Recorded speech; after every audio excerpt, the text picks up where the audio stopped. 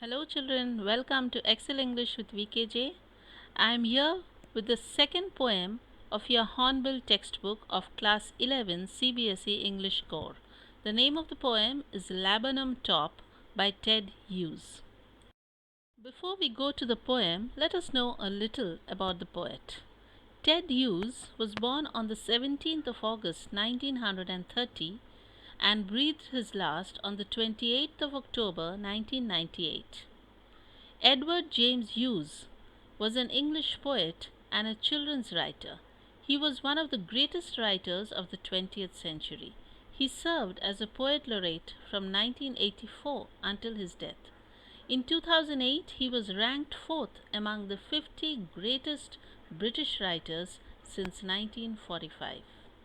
Children, please refer to page 31 of your Hornbill textbook, The Laburnum Top. Let us recite the poem together. The laburnum top is silent, quite still in the afternoon yellow September sunlight. A few leaves yellowing, all its seeds fallen. Till the goldfinch comes, with a twitching chirrup, a suddenness, a startlement at a branch end. Then, sleek as a lizard and alert and abrupt, she enters the thickness, and a machine starts up of chitterings and a tremor of wings and trillings. The whole tree trembles and thrills. It is the engine of her family. She stokes it full, then flirts out to a branch end, showing her barred face identity mask. Then, with eerie, delicate whistle chirrup whisperings, she launches away towards the infinite, and the laburnum subsides to empty. Children, all of you have seen a laburnum tree. It is a huge tree with bright yellow flowers. In Hindi, it is called the amalthas. In this poem, The Laburnum Top, it expresses a relationship between a laburnum tree and a goldfinch. A goldfinch is a small little bird with yellow feathers. The poem begins with a description of the tree top. It was a September afternoon. The laburnum tree was still and silent. The leaves had turned yellow and the seeds had fallen. It was the autumn season. All of you know that in the autumn season, the leaves of the tree start shedding. They start falling after turning yellow. So, this laburnum tree was still and silent on a September afternoon in the autumn season. The yellow leaves started falling down to the ground. Then suddenly a goldfinch arrives and breaks the silence of the tree. It arrives at the end of the branch and then, with quick, sleek, and alert movements, enters into the thick branches. The poet compares its movement to that of a lizard. So, in the beginning of the poem, the tree was silent and still. Then suddenly a little bird called the goldfinch arrives and breaks the silence of the tree. It first arrives at the end of the branch and then, with very quick and sleek movements, it enters into the thickness of the branches, into its nest. So the poet compares the movement of the bird from the end of the branch into its nest to that of a lizard. Now, as soon as the bird arrives into its nest with a chirrup, there is a noise caused by the excitement of its little young ones in the nest. So, as soon as the mother bird arrives, the baby birds in the nest, out of excitement, they start making loud sounds in the nest. So, once the goldfinch, the mother bird, enters into its nest inside the laburnum tree, the baby birds are filled with excitement and happiness on the arrival of their mother. They start singing, chirping, twittering, and they create a commotion, a noise. It seems as if a machine had started inside the tree. With their chirrupings and movements, the whole tree comes alive and trembles and thrills. The arrival of the goldfinch is compared to the starting of a machine into motion. Just like when you start a machine by adding fuel to it, it starts making a noise. Similarly, the goldfinch, she feeds her young ones and imparts energy and life into them. Then She again flirts to the end of the branch. Now, when she was sitting on the end of the branch, the shadow of the leaves and the flowers were falling on her face like stripes, and it looked as if she was in a mask. Then, with a strange whistling chirrup, she flies off into the vast sky, leaving the tree in a sudden silence. So, once again, when the goldfinch flies off into the sky, the laburnum tree plunges into a stillness and a silence like before. So, now let's understand the theme of the poem. The poem The Laburnum Top by Ted Hughes, it celebrates life and energy of nature. The laburnum tree was silent and still in the autumn afternoon without any apparent life. Then a goldfinch flies in and stirs up life in the tree. The engine, that is the tree, it starts roaring to life with sounds of life and energy. Then the bird once again leaves the tree and the tree falls back into silence and stillness. The return of the strange silence also suggests the coming of the impending dormancy of the winter season which follows the autumn season.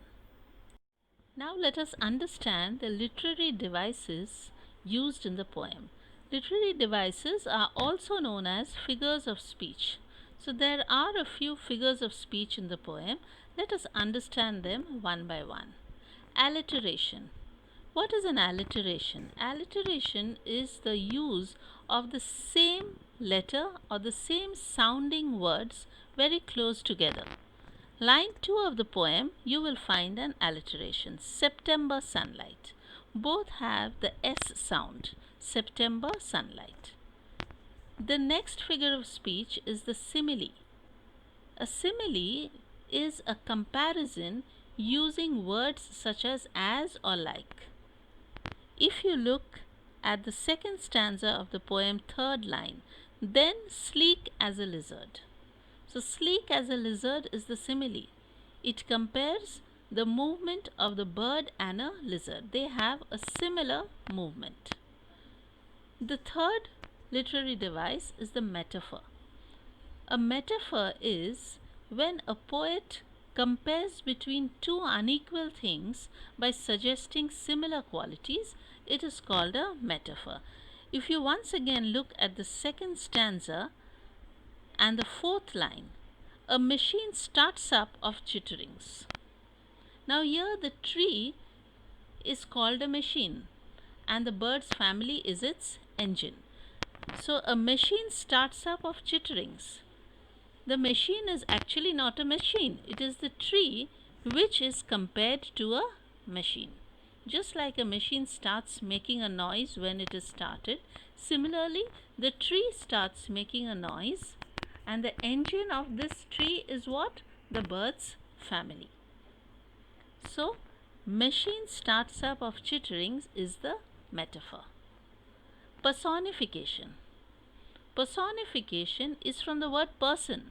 So, when a human form is given to some inanimate thing, animals, or to objects, it is called personification. So, attribution of a human form to inanimate things, animals, or objects is called personification. If you look at the sixth line of the second stanza, the whole tree trembles and thrills. Now, a human being trembles and thrills. Here, the tree is said to be trembling and thrilling just like a human being. So, the tree is given a human form. The tree is personified here. The last figure of speech used in the poem is a transferred epithet. What is it?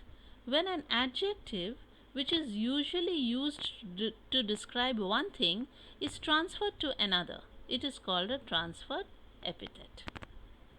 Her barred face identity mask. If you see the last line of the second stanza, you'll get it. She stokes it full, then flirts out to a branch end, showing her barred face identity mask. So this is the transferred epithet here. The bar-like shadow of the falling leaves on the bird's face is said to be a mask. Now let us brush up certain important things in the poem. Let us remember them once again. What is laburnum called in Hindi? It is called amaltas. Which are the sound words in the poem?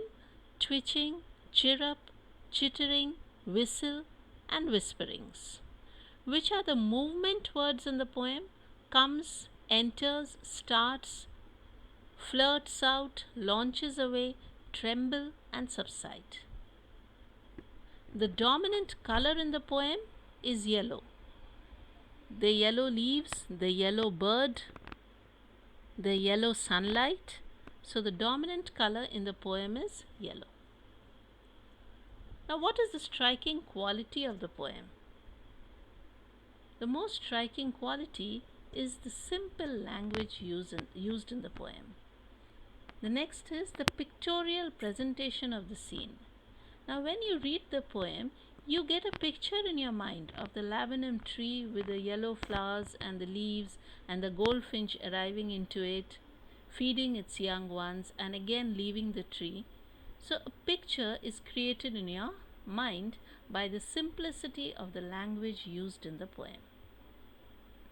There's one more striking thing in the poem which you need to understand. In the beginning of the poem, the tree is said to be silent and still. And at the end of the poem, once again, the laburnum subsides to empty. So the entry and activity of the goldfinch is responsible for the laburnum tree to stir up to life, vigor, and vibrance. So when we start the poem, the tree is silent and still. Then the goldfinch arrives and stirs up life and vigor and vibrance and energy into the tree. And once the bird leaves the tree, once again the laburnum tree, it subsides into a silence and an emptiness. Well, thank you so much for watching this video. I am VK Jayashree from Excel English with VKJ. If you like my video, please do not forget to press on the like button. Kindly like, share and subscribe. Thank you.